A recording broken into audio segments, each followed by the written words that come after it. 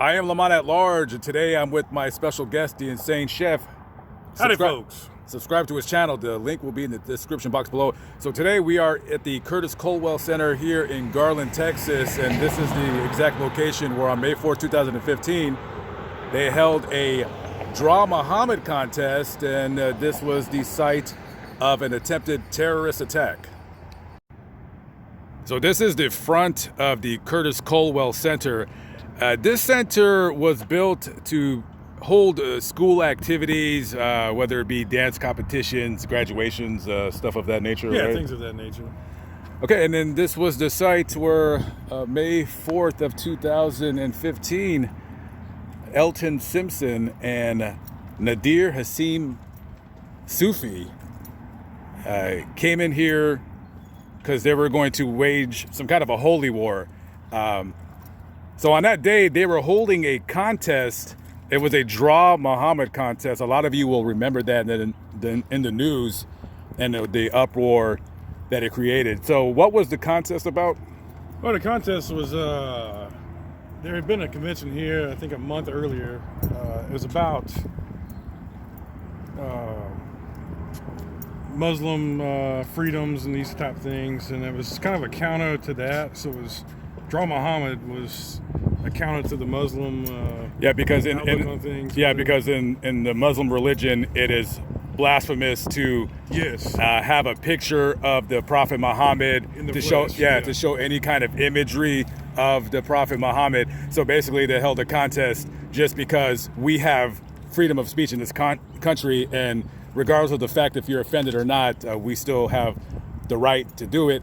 And they chose this location because they had a similar type event here before.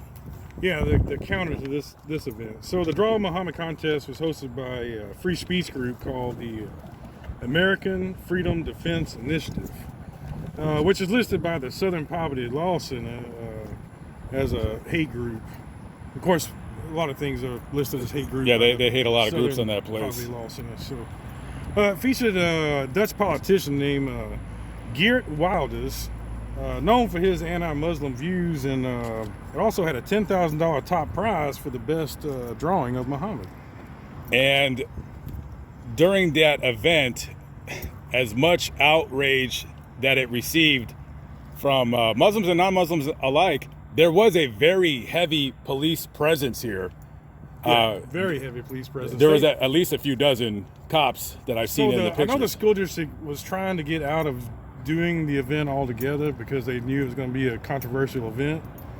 However, under the freedom of speech and all those things, they won a battle. They had, I believe, it might have had a court battle or something leading up to. Yeah, because they didn't want to. They didn't want to have the event here. No, because then it would cost the city a lot of money with overtime with the police, and it would just bring unwanted attention here, and it most certainly did, because on that day, those two characters, Sufi and Simpson, came in here, and they were prepared to do a lot of damage. Oh yeah, they came in guns blazing. I believe I read they had over 1,500 rounds of ammunition.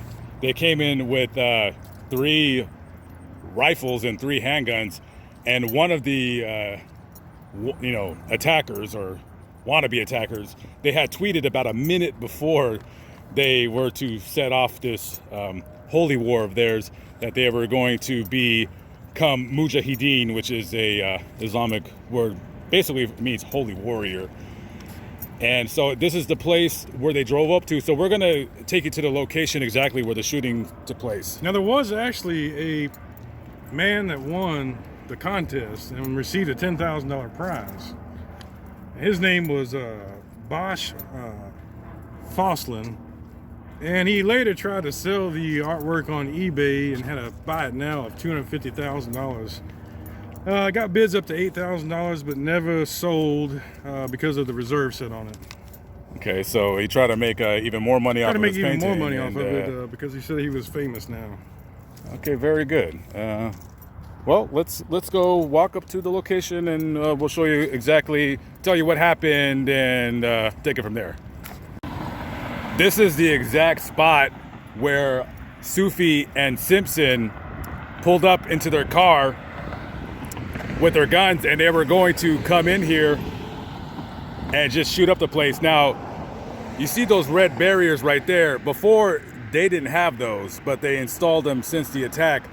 And as the two holy warriors pulled up right there, there was a car here that had a Garland police officer and a school district security guard.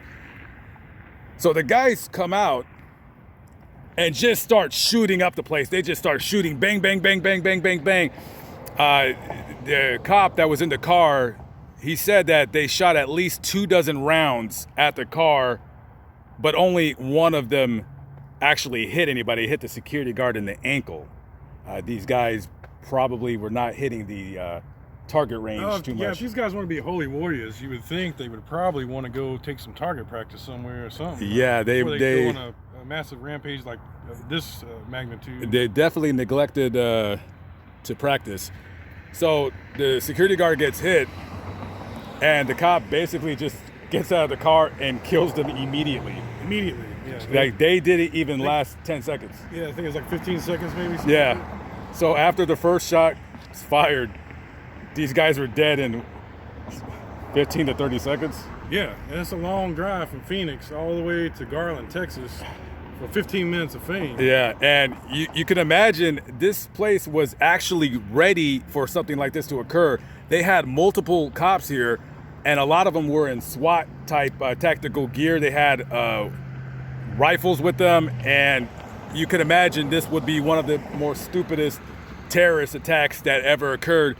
Now, thank God they chose to do this instead of saying go to like a shopping center, like a Walmart, because there's a Walmart right over there behind the trees. Right behind those trees there. Yeah, and they could have easily killed 60, 70 Could people. have been terrible. So after they were killed, I'm assuming that I think there was wasn't there an FBI agent watching them as well? Tipped off the police that they were on their way, I believe. Yeah, they were. Simpson was already on the FBI terror watch list in 2010. He had the day before he was set to take a trip to Somalia to fight for whatever terrorist organization I guess he wanted to choose from, or what have you. Well, it says ISIS, but it could be other ones. And the FBI arrested him the day before he was set to depart out of the country. And of course, a judge felt that there was not enough evidence to really hold him, so he pled to a lesser charge. I believe it was $1,000 fine and 3 years of probation. So when these guys are going over here, they were already being followed by an undercover. And a side note to the story, one of the undercover FBI agents here, he was dressed up like a Muslim guy, so he had like Muslim garb. I don't know if he had a fake beard, but the police, they seen him and they pulled out their guns on him, and he had to put up his hands and say, "I'm an undercover FBI agent," because he was pretty close to getting shot.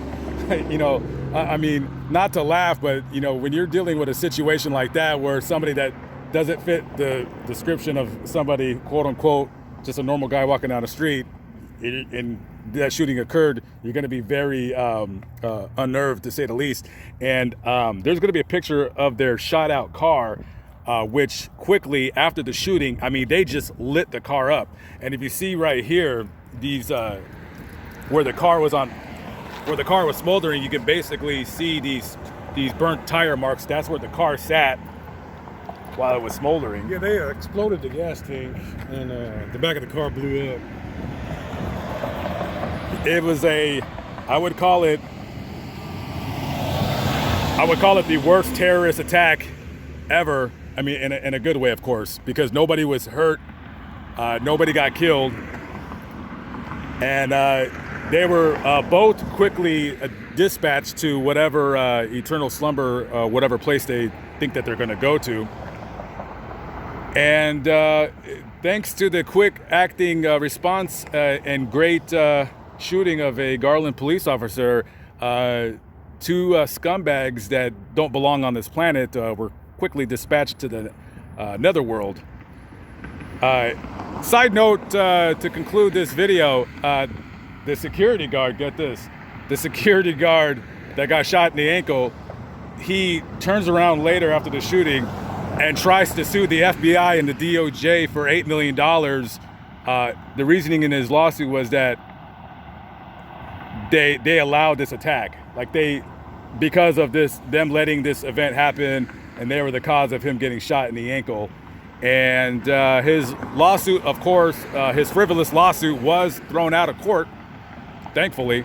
But thankfully also he didn't get hurt. I mean, you fire 24 rounds from 2 rifles and you only get shot in the ankle. I'll take that any day. So thank goodness these guys were lousy shooters. That'd be quite a settlement, $8 million. I think if I cut my finger off, I only get 10,000. So yeah, you would only, yeah. So if anybody, I think all of us would want to get shot in the ankle for $8 million. But thankfully he didn't get hurt. And the only people that were killed were the ones that were responsible for the attack. Anyways, I am Lamont at Large with my guest, again, the Insane Chef. And we'll see you on the next video. Thanks for watching, folks. Peace out.